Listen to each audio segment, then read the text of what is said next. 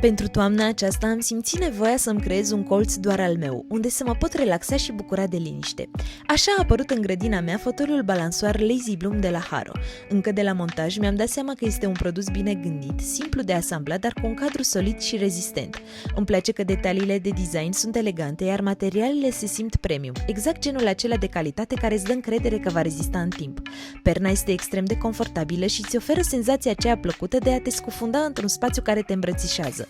Iar balansoarul în sine devine rapid locul unde uiți de tot ce este în jurul tău și te bucuri de momentul tău de relaxare.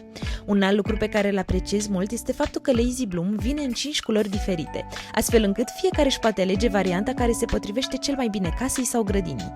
Pentru mine este deja piesa statement care transformă spațiul și îl face mai primitor și mai rafinat. Și pentru că vreau să împărtășesc asta cu voi, am o surpriză. Folosiți codul ANA4990 și aveți reducere de 49,90 de RON la achiziția voastră de peste 600 de RON pe site-ul haro.ro. Dacă și tu îți dorești un colț de relaxare autentic, Lazy Bloom este soluția ideală.